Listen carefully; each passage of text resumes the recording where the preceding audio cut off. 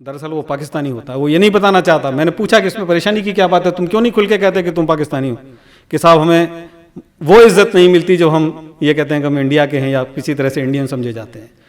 मैं गुजारिश करता हूँ मेरे भाई अजय चौधरी साहब से, स्पेशल कमिश्नर दिल्ली पुलिस तशरीफ़ लाएं और वो अपना नज़रिया माँ, मोहब्बत, मुल्क, जो भी बोलना चाहें। जब भी कश्ती मेरी सैलाब में आ जाती है, माँ दुआ करती हुई ख्वाब में आ जाती है। क्या बात है, क्या बात है, क्या बात। और मरहुमा जन्नत फातिमा साहिबा हमारे दोस्त, हमारे भाई कल्बे रुशद रिजवी साहब की माँ थी। तो मैं यही कहूँगा कि जो उनका दुख है, उनका दर्द है, वो हम सबका दुख है, हम सबका दर्द है।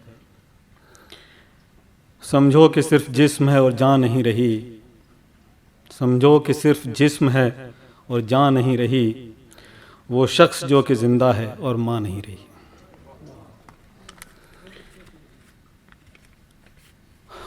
आदरणीय जनरल वी के सिंह साहब, हिंदुस्तान के ऑल इंडिया इमाम ऑर्गेनाइजेशन के सदर जनाब उमैर इलियासी साहब,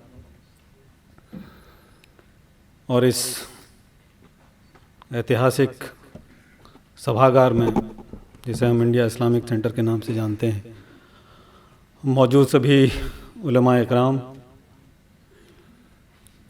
सीनियर ब्यूरोक्रेट्स, सहाफ़ी, excellencies from Syria and Iran. This platform is for sharing our grief and commemorating the memory of our friend's mother, मरहुमा जन्नत फातिमा साहिबा। दोस्तों, माँ के बारे में हमारे बड़े भाई ने एक बात कही कि हिंदुओं में वो कहते हैं कि आप चरण छूइए, पैर छूइए। मेरे बड़े भाई ने इस बात का तज़किरा यहाँ पर किया, तो इस्लाम भी ये कहता है कि जन्नत माँ के कदमों में है। और सारे मज़हब, सारे धर्म, इतनी बड़ी बड़ी, इतनी अच्छी अच्छी बातें कही गई, इतने रोशन ज़मीर लोग यहाँ पर बैठे हैं। डॉक्टर साहब का जो उदाहरण हमारे सामने पेश किया गया, डॉक्टर जयदीप शर्मा साहब का, उमैर इलियासी साहब ने एक परिवार का जिक्र किया, और जो बातें हो रही हैं, पूरा दिल एक आपके जिस्म की नस नस और आपका रोया रोया, अपने वजूद से आप स्ट्रगल करने लगते हैं, संघर्ष करने लगते हैं, जब इतनी अच्छी, इतनी ज्ञान की बातें, इल्म की बातें, दुनिया को, समाज को रास्ता दिखाने की बातें, इंसानी कदरों की बातें, रिश्तों की बातें जब इतने बड़े लोग और इतने मानी खेज अंदाज में कहते हैं, तो बहुत कुछ सोचने पर आदमी, शख्स मजबूर हो जाता है। आज सब कहते हैं कि माँ जो है भगवान का रूप है, और वो मेरे लिए, आपके लिए, हम सबके लिए सब कुछ कुर्बान कर देती है, और शायद बदले में कभी कुछ नहीं मांगती। वो अपने बच्चों से कभी कोई तवक्को नहीं करती, कोई उम्मीद नहीं रखती। माँ बाप कोई उम्मीद नहीं रखते, वो उनकी बहबूदी चाहते हैं, उनकी प्रगति चाहते हैं। वो चाहते हैं कि ये प्रोग्रेस के रास्ते पे गामजन हो जाएं, दुनिया में नाम कमाएं, खुश रहें। हमेशा यही दुआएं आखिरी वक्त तक उनके लबों पे रहती हैं। और एक और बात, अगर आप लोग इजाज़त देंगे तो मैं कहूँगा कि कहा गया है कि जननी जन्मभूमिश स्वर्गादिप गरीयसी, जननी और जन्मभूमि ये स्वर्ग से भी बढ़कर है। जब हम एक माँ को याद कर रहे हैं, तो हम ज़रूर इस हिंदुस्तान की सरज़मीन, जिसे हम अपनी माँ कहते हैं, उसके बारे में चंद दो तीन बातें कहूँगा। बहुत बड़े बड़े लोग बैठे हैं, बहुत आलिम लोगों को, आप लोगों को, फाजिल लोगों को सुनना है। कि भारत माता की जब हम तस्वीर देखते हैं, उस भारत माता की जब हम लोग अंग्रेज़ों से लोहा ले रहे थे, तमाम लोग अपनी जान की कुर्बानियाँ दे रहे थे, तो उस भारत माता की एक गोदी में अशफाकुल्ला खान था और दूसरी गोदी में सरदार भगत सिंह। क्या बात है। उसके एक कंधे पर पंडित राम प्रसाद बिस्मिल थे, तो उसके दूसरे बाजू में बटुकेश्वर दत्त, सुखदेव और राजगुरु थे। माँ को सबसे ज़्यादा तकलीफ़ कब होती है? माँ को सबसे ज़्यादा तकलीफ़ तब होती है जब वो ये देखती है कि उसके 4 बच्चे हैं या जितने भी बच्चे हैं उनमें आपस में कोई रंजिश पैदा हो गई है, कोई बैर पैदा हो गया है, कोई वैमनस्य पैदा हो गया है। इससे ज़्यादा तकलीफ़ माँ को कभी नहीं होती। तो मैं आप सब लोगों से यही कहना चाहता हूँ कि जो भारत माता हमारे जहनों में बसी हुई है, उसका अगर कोई बच्चा कमज़ोर है, उसका जो बच्चा कमज़ोर होता है उसके लिए उसके दिल में बहुत ज़्यादा मोहब्बत होती है। कभी कभी ईश्वर ऐसा कर देता है कि कोई अंग कमज़ोर हो जाता है, कोई जिस्मानी कमज़ोरी आ जाती है। उस बच्चे के लिए अगर आपने माँ बाप का प्यार देखा हो, उसका कोई अंदाज़ा नहीं लगा सकते। उस जो प्यार का जो सैलाब आता है, समंदर होता है, उसका अंदाज़ा लगा पाना बहुत मुश्किल है। किसी घर में आप देखिए लोग कितनी उस बच्चे से बहुत मोहब्बत करते हैं। तो मैं यही कहना चाहता हूँ उस भारत माता के माध्यम से आप लोगों के बीच कि इस भारत माता का कोई बच्चा कमज़ोर न रह जाए किसी वजह से, उस माँ को बहुत तकलीफ़ होगी। साथियों,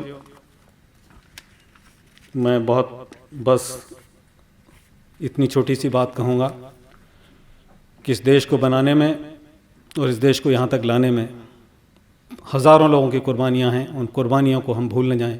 किसी की कुर्बानी को बड़ा न माने, किसी की कुर्बानी को छोटा न माने, और किसी में भी हमें परफेक्शन ढूंढने की ज़रूरत नहीं है। जब हम ये ढूंढने चलेंगे कि ये बिल्कुल मुकम्मल इंसान है, परफेक्ट है, इसके अंदर कोई कमी नहीं है, चाहे वो हमारा कोई पॉलिटिकल लीडर हो, चाहे वो हमारा कोई फ्रीडम फाइटर हो, चाहे कोई हमारा समाज सुधारक हो, चाहे उनका नाम हम महात्मा गांधी रख दें, सर सैयद अहमद ख़ान रख दें, किसी को भी ले लीजिए, कमियां निकालने वाले हमारे पैगंबरों में भी कमियां निकाल देंगे, भगवान राम में भी कमी निकाल देंगे, कृष्ण में भी कमी निकाल देंगे। हमें परफेक्शन ढूंढने की ज़रूरत नहीं है। जो भी अच्छा है, जो हमें विरासत में मिला है, इस देश की इस महान विरासत को हमें बचा कर रखना है। And I would like to give an example of 2 great countries, Iran and India. The kind of love that the people of Iran have for India, I will just take 1 minute and I will give you an example. I was traveling to Iran as part of a delegation, and Tehran, like Delhi, is a great historical city, huge roads. We were 5 people in the delegation and we were finding it difficult to cross the road. I saw a group of people, youngsters, they were standing quite far. बहुत दूर वो Iran के बच्चे खड़े हुए थे। The moment they saw us that we are not able to cross the road, उन्होंने दूर से ही इंडिया इंडिया करके हाथ हिलाना शुरू कर दिया और वो हमारे नज़दीक चले आए। And they formed a human chain and stopped the entire traffic to enable us to cross the road. That is the beauty of this country. हम लोगों को सड़क पार कराने के लिए आज भी मेरे रोंगटे खड़े हो जाते हैं जब मैं इस वाक़े को याद करता हूँ। उन तमाम बच्चों ने पूरे रोड पर ह्यूमन चेन बनाकर आज से 7 साल पहले मुझे और हमारे हिंदुस्तान के तमाम साथियों को उन्होंने तेहरान की सड़क पार कराई, और केवल इसलिए कि हम हिंदुस्तानी थे और हमारी दूसरी कोई पहचान नहीं थी। ये इस देश, ये हिंदुस्तान का विकार है इस पूरी दुनिया में।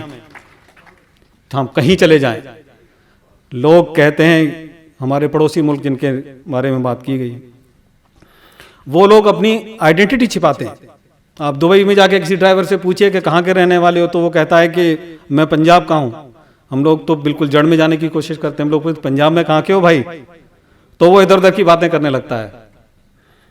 दरअसल वो पाकिस्तानी होता है, वो ये नहीं बताना चाहता। मैंने पूछा कि इसमें परेशानी की क्या बात है, तुम क्यों नहीं खुल के कहते कि तुम पाकिस्तानी हो? कि साहब हमें वो इज्जत नहीं मिलती जो हम ये कहते हैं कि हम इंडिया के हैं या किसी तरह से इंडियन समझे जाते हैं। तो इस मुल्क को, इस भारत माता को, और वो तमाम अभी भी हमारी माएँ बहनें जो गाँव में देहात में रहती हैं, गरीबी में पल रही हैं, उनके लिए बहुत कुछ करने की ज़रूरत है। मैंने भाई कल्बे रुशैद रिजवी से ये गुजारिश की है कि इस मुहिम में जो अच्छा काम करने वाले लोग हैं, हमारे समाज में दिशा देने वाले लोग हैं, उनको भी आप सम्मानित भी करिए इसी कार्यक्रम के साथ साथ। और मैं उम्मीद करता हूँ कि इस कमी को अगली बार ज़रूर पूरा करेंगे। बहुत बहुत शुक्रिया।